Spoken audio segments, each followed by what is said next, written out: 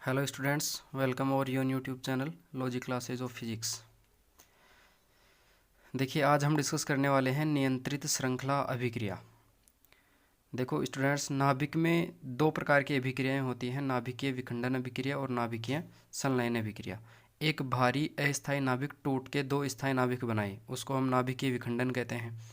और दो अस्थायी हल्के नाभिक मिलकर एक भारी स्थायी नाभिक का निर्माण करें, उसको नाभिकीय संलयन कहते हैं। अब नाभिकीय विखंडन की अभिक्रिया में ही एक प्रकार है नियंत्रित श्रृंखला अभिक्रिया। ऐसी श्रृंखला अभिक्रिया जिसका वेग बाहरी कारकों द्वारा नियंत्रित रहता है, अर्थात जिसके वेग को घटाया अथवा बढ़ाया जा सकता है, नियंत्रित श्रृंखला अभिक्रिया कहलाती है। इसके लिए के था न्यूट्रॉन पुनरुत्पादन गुणांक या न्यूट्रॉन गुणन गुणांक का के का मान 1 होता है। नाभिकीय भट्टी में नियंत्रित श्रृंखला अभिक्रिया को काम में लिया जाता है। नाभिकीय रिएक्टर या नाभिकीय भट्टी। देखो, नाभिकीय रिएक्टर या नाभिकीय भट्टी एक ऐसा संयंत्र है, उपकरण है, जिसके माध्यम से नाभिकीय विखंडन की जो अभिक्रिया है उसकी सहायता से विद्युत ऊर्जा का निर्माण किया जाता है। तो देखिए स्टूडेंट्स, नाभिकीय भट्टी नियंत्रित श्रृंखला अभिक्रिया के सिद्धांत पर कार्य करती है, जो नाभिकीय विखंडन से प्राप्त ऊर्जा को विद्युत ऊर्जा में परिवर्तित करती है। नाभिकीय भट्टी के निम्न भाग होते हैं। देखिए, ये है नाभिकीय भट्टी। इसमें ये हैं यूरेनियम 92 यूरेनियम 235 की छड़ें हैं, जिनको विखंडित द्रव्यमान कहते हैं। ये कैडमियम की छड़ें हैं, जिनको नियंत्रक छड़ें कहते हैं। इन छड़ों को हम भट्टी में इच्छानुसार अंदर भी खिसका सकते हैं और बाहर भी खिसका सकते हैं। भट्टी में यहाँ जो माध्यम भरा हुआ है उसको कहते हैं मंदक, और भट्टी के चारों ओर ये जो दीवार बनी हुई है, इस दीवार को कहते हैं परिरक्षक दीवार। अब यहाँ से नाभिकीय विखंडन से जो ऊर्जा मुक्त होगी, उस ऊर्जा को यहाँ से ले जाने का काम करेगा शीतलक, और शीतलक जो ऊर्जा ले जाएगा वो किसके रूप में ले जाएगा? वाष्प के रूप में। ये वाष्प जाएगी इस वाले कक्ष में, जिसको अपन कहते हैं भाप कक्ष। इस भाप कक्ष में यहाँ नलियों में पानी बह रहा है। इस बह रहे ठंडे पानी से जैसे ये वाष्प इसको गर्म करेगी, ये पानी भाप में परिवर्तित होगा, और ये भाप सीधा तीव्र वेग से जाके टरबाइन से टकराएगी, जिससे टरबाइन घूमेगा। टरबाइन के घूमने से डायनमो घूमेगा, और डायनमो के घूमने से विद्युत धारा का निर्माण होगा। तो देखिए, इस नाभिकीय भट्टी में मुख्य रूप से जो मुख्य भाग हैं वो इस प्रकार से हैं। पहला जो भाग है वो है विखंडित द्रव्यमान। देखो, विखंडित द्रव्यमान के रूप में 92 यूरेनियम 235 को काम में लिया जाता है, जो बेलनाकार नलियों में भरा होता है। इन नलियों को चित्रानुसार भट्टी में एक दूसरे के समांतर लगाया जाता है। देखिए, समांतर लगी हुई हैं। इसके बाद में नियंत्रक छड़ें। अभिक्रिया के वेग को नियंत्रित करने के लिए नियंत्रक छड़ों के रूप में कैडमियम को काम में लिया जाता है, जो एक अच्छा न्यूट्रॉन अवशोषक होता है। इन नियंत्रक छड़ों को विखंडित द्रव्यमान की छड़ों के मध्य इस प्रकार से लगाया जाता है कि इनको भट्टी के अंदर या बाहर आसानी से खिसकाया जा सकता है। अभिक्रिया के वेग को कम करने के लिए छड़ों को अंदर तथा बाहर आसानी से खिसका सकते हैं। तीसरा जो भाग है नाभिकीय भट्टी का वो है मंदक। विखंडन से उत्सर्जित होने वाले न्यूट्रॉनों की गतिज ऊर्जा अधिक होती है। इनकी ऊर्जा को कम करके इन्हें सक्रिय न्यूट्रॉन बनाने के लिए मंदक के रूप में भारी जल D2O व ग्रेफाइट का उपयोग किया जाता है। मंदक न्यूट्रॉन की गतिज ऊर्जा को कम करके उन्हें सक्रिय न्यूट्रॉनों में परिवर्तित कर देगा, जो कि नाभिक को आगे विखंडित करेंगे। उसके बाद में नाभिकीय भट्टी का जो अगला भाग है वो है शीतलक। शीतलक का काम क्या है? नाभिकीय विखंडन के दौरान भट्टी से उत्सर्जित होने वाली ऊर्जा को भट्टी से बाहर निकालने के लिए ठंडे जल या CO2 को काम में लिया जाता है, जो भट्टी की ऊष्मा अवशोषित कर बहुत अधिक वेग के साथ बाहर निकलते हैं। और नाभिकीय भट्टी का जो अंतिम भाग है वो है परिरक्षक दीवार। नाभिकीय विखंडन के दौरान अत्यधिक मात्रा में हानिकारक ऊष्मीय विकिरण उत्सर्जित होते हैं। इन विकिरणों से बचने के लिए भट्टी के चारों ओर मोटी कंक्रीट की दीवार का निर्माण कर दिया जाता है। उस दीवार को परिरक्षक दीवार कहते हैं। फिर देखिए स्टूडेंट्स, आगे है कार्यविधि। देखो, कार्यविधि यहाँ से समझते हैं। यहाँ से जैसे ही नाभिकीय विखंडन की अभिक्रियाएं घटित होंगी, यहाँ से बहुत ज़्यादा मात्रा में ऊर्जा निकलेगी, जिसको ये जो ठंडा जल है शीतलक के रूप में वो इधर से आ रहा है, यहाँ जैसे विखंडन से ऊर्जा निकलेगी, वो ऊर्जा इस ठंडे जल को वाष्प में परिवर्तित करेगी। ये वाष्प जाएगी भाप कक्ष में, भाप कक्ष में नलियों में बह रहे ठंडे पानी को ये गर्म करेगी, जिससे ये पानी वाष्प में परिवर्तित होगा। ये वाष्प अत्यधिक वेग से जाके टरबाइन से टकराएगी, जिससे टरबाइन घूमता है और टरबाइन के घूमने से डायनमो घूमता है और डायनमो के घूमने से विद्युत ऊर्जा का निर्माण होता है।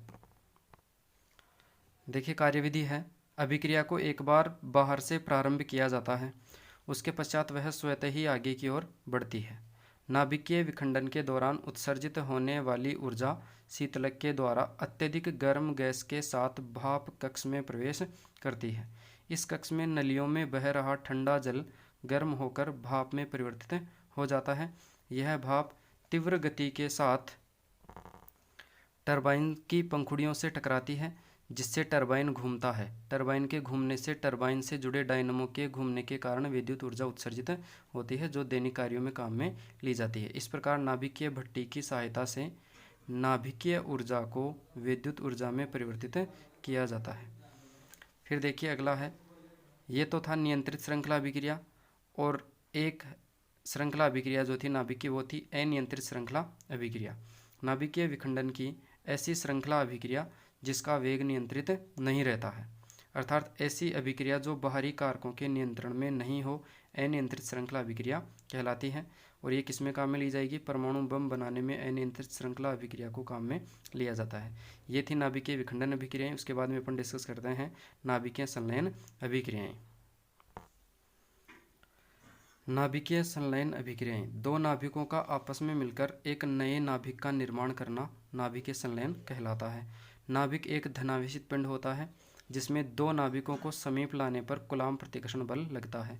इस प्रतिकर्षण बल के विरुद्ध दो नाभिक जब तक एक फर्मी से कम दूरी तक समीप नहीं आ जाते तब तक नाभिकीय बल नहीं लगता है।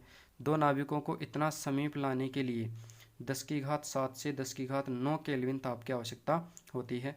इतना ताप पृथ्वी पर दिया जाना संभव नहीं है, इसलिए नाभिकीय संलयन की अभिक्रियाएं उन तारों पर घटित होती हैं जिनका ताप इस कोटि का होता है।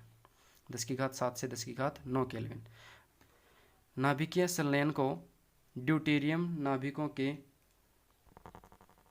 संलयन से हीलियम नाभिक के निर्माण द्वारा निम्न प्रकार समझा जा सकता है। देखिए नाभिकीय संलयन किस प्रकार से होगा।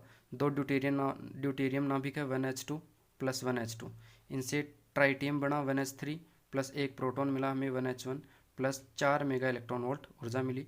फिर ये 1H3 एक और ड्यूटेरियम से संलयन अभिक्रिया करके 2He4 हीलियम का निर्माण करता है, प्लस में हमें एक न्यूट्रॉन मिलता है प्लस 17.6 मेगा इलेक्ट्रॉन वोल्ट ऊर्जा मिलती है। इन दोनों अभिक्रियाओं को सम्मिलित रूप से अपन लिख सकते हैं 3 1H2 gives 2He4 plus 1H1 plus 0N1 plus 21.6 mega electron volt energy हमें यहाँ से प्राप्त होगी। अब ये जो संलयन अभिक्रियाएं हैं ये होती हैं सूर्य और तारों पर। तो सूर्य और तारों पर देखिए नाभिकीय संलयन अभिक्रियाएं कैसे होती हैं। सूर्य एवं तारों पर ताप नाभिकीय संलयन एवं प्रोटॉन प्रोटॉन चक्र। संलयन अभिक्रियाएं उन तारों पर होती हैं जिनमें स्वयं का प्रकाश होता है। इनका ताप नाभिकीय संलयन के लिए आवश्यक ताप की कोटि का होता है। सूर्य पर प्रचुर मात्रा में हाइड्रोजन गैस पाई जाती है जो संलयित होकर हीलियम का निर्माण करती है, जिसे प्रोटॉन प्रोटॉन चक्र कहते हैं। ये विक्रिया निम्न प्रकार से होती है। देखिए सबसे पहले 1H1 प्लस 1H1 दो हाइड्रोजन नाभिक या प्रोटॉन मिलके 1H2 ड्यूटेरियम प्लस 1E0 ये है बीटा पॉजिटिव पार्टिकल जिसको पॉजिट्रॉन कहते हैं, प्लस ये है न्यूट्रिनो कण, प्लस में हमें ऊर्जा मिलेगी 0.42 मेगा इलेक्ट्रॉन वोल्ट। अब देखो ये जो पॉजिट्रॉन है बीटा पॉजिटिव पार्टिकल, ये बीटा पॉजिटिव रिएक्ट करेगा अभिक्रिया करेगा बीटा नेगेटिव के साथ में। यह है -1E0, इसको बीटा नेगेटिव कहते हैं और बीटा नेगेटिव को इलेक्ट्रॉन भी कहते हैं। यह है बीटा पॉजिटिव जिसको पॉजिट्रॉन भी कहते हैं।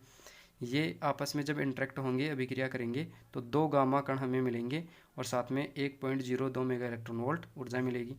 अब ये जो 1H2 था ये वापस से अभिक्रिया करेगा 1H1 के साथ में, जिससे बनेगा 2He3 plus gamma plus 5.49 mega electron volt ऊर्जा। अब ये वाली जो तीनों अभिक्रियाएं हैं ये एक बार फिर से घटित होंगी, फिर से घटित होने से एक और 2He3 बनेगा, और ये 2He3 और दूसरे वाला 2He3 दोनों अभिक्रिया करेंगे। तो उपरोक्त तीनों अभिक्रियाओं के 2 बार घटित होने पर चौथी अभिक्रिया घटित होती है। ये 2He3, ये 2He3, ये एक 2He3 ये अभिक्रियाएं घटित होने से बना, फिर यही अभिक्रियाएं एक बार फिर से होंगी, फिर 2He3 बनेगा, और ये दोनों अभिक्रिया करके बनाएंगे 2He4 plus 1H1 plus 1H1 plus 12.89 mega electron volt ऊर्जा। और इस संपूर्ण चक्र को हम निम्न रूप में लिख सकते हैं।